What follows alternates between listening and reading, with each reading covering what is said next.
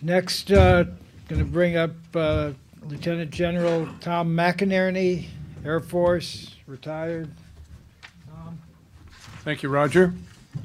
I will approach this, and thank you, Claire, for that excellent summation, and all the members who have done so well. In addition, Charles, thank you very much for being here. God bless Ty and the family. Chuck, thank you for being here.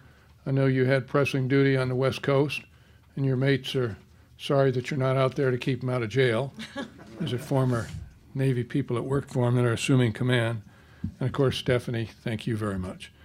I want to respond and talk about why there was no military response. Now, I'll give you my experience. I was a commander in the United Kingdom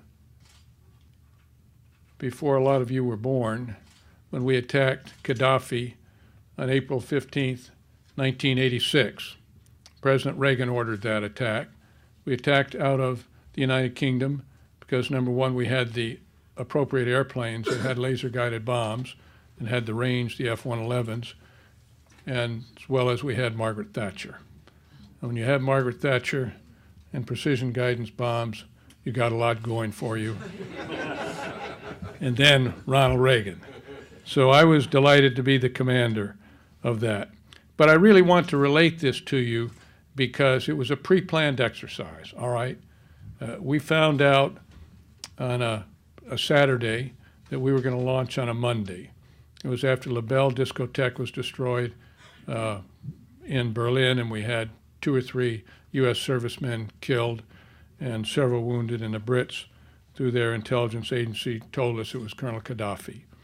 Now, so we had time to prepare, but let me give you a feel, we didn't have that much time. We're going to launch on a Monday.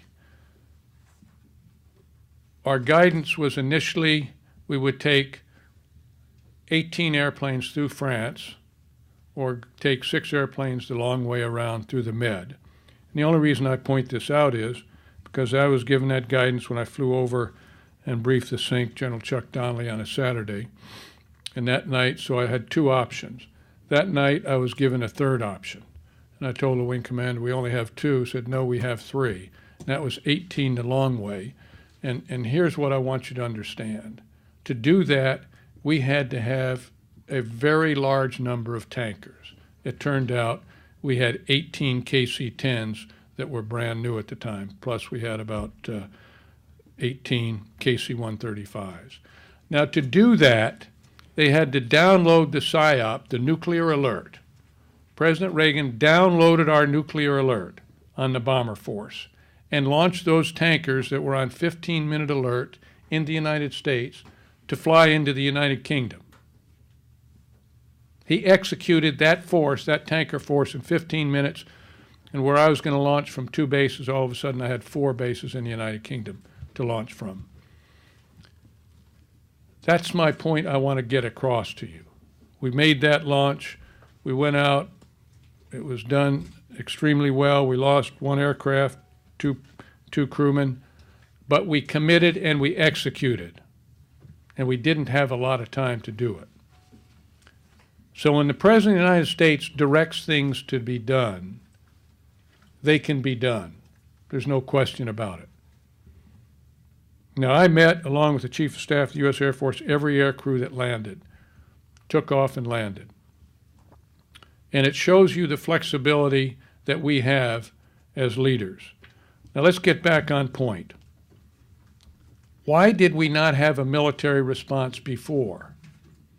Sigonella, where we have global hawks and reapers and predators, is an Italian island in the middle, about an hour from Benghazi, in the middle of the Med. So we had the UAVs there, unmanned aerial vehicles, and they should have been airborne before. They should have been airborne before.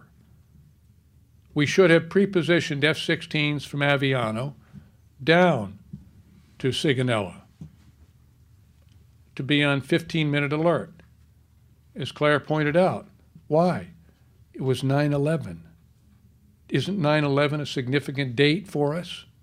And yet we had none of this preparation. We had all the combatant commanders back in Washington, D.C. on a commanders conference. Why would the Secretary of Defense bring all the combatant commanders on 9/11 back to the United States? So there was no pre-planning. I call that dereliction of duty. Next, let's go in the execution phase. All right, it happened quickly. And because we had done absolutely zero preparation, for instance, we should have had a fast team at Sigonella as well, rather than being up in Bosnia-Herzegovina. I should have been down there, because that's where the action was. As Claire pointed out, Zawahiri said we must avenge the death of al-Libi. Well, al-Libi was from Libya. Where are they going to avenge the death? Not in San Bernardino. And we knew the instability that we had at Benghazi. The State Department had missed that. So we had no pre-planned activity. And then even, let's say, the start that they were given, they still could have launched F-16s. We've had to go with 4 tanks, no bombs. All they needed was 20 millimeter, which they always have on board, whether it's training material or training weapons or API, armored piercing incendiary. No matter what it was, they always have that on board because it's a ballast problem. And all they had to do was launch every 30 minutes 2 aircraft. Take off, go down, punch your tanks, make a low pass over Benghazi, come back out, land at Sigonella. By then we should have had tankers. But nothing moved. The president said, support this fight. And they did nothing. Nothing got airborne except 2 UAVs that were out of Sigonella, that one and then followed by another. That was all we did, the most powerful military in the world. And we should have been able to at least fly by. If you go by Benghazi and go low at night, full afterburner, they don't know whether you've got laser-guided bombs or what you've got. But we know from our experiences in both Afghanistan and Iraq, when you do make a low pass like that, they disappear. So we've had that combat experience. We did nothing.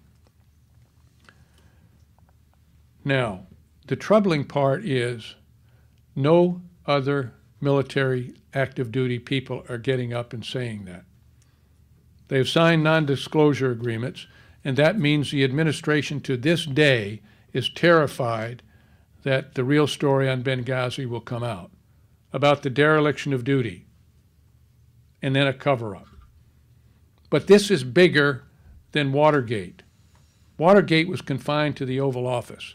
This goes right to 2 directors of the CIA, 2 chairmen of Joint Chiefs of Staff, both foremen now, 2 former Secretary of Defenses, 2 Secretaries of State, Attorney Generals, 2 of them, all have been covering this up.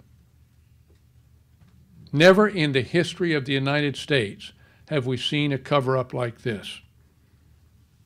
And the cover-up is led none other than by who? Not the administration, by our mainstream media that will not present these facts, helped by our Congress. I respect Trey Gowdy, but I'm very worried that that report that he put out, and Chuck explained maybe the method of his madness, but the fact is he should have come up with some conclusions. Now, we can read an 800-page report and come up with conclusions if you can get through page 8. So we're humans. So the American people want to know, for a group that spent almost 2 years on it, what the conclusions were. That's what we pay you for, Mr. Gowdy. All right. So we had dereliction of duty by the President, the Vice President, the National Security Council, SecState, SecDef, Chairman of Joint Chiefs of Staff, the combatant commanders, etc. I know this because 1 month after this happened, a young Navy lieutenant approached me at the golf course at Army Navy and wouldn't give me his name. He said, "Keep doing what you're doing, General. I was in the Situation Room that night." And has anybody seen a picture of the president and his national security team on the front page of the Wall Street Journal like we have for when he took Osama bin Laden down? Where was the president? And that complicit media is doing a great, great injustice against the United States of America. Charles, thank you very much for being here. God bless you. God bless you all for being here.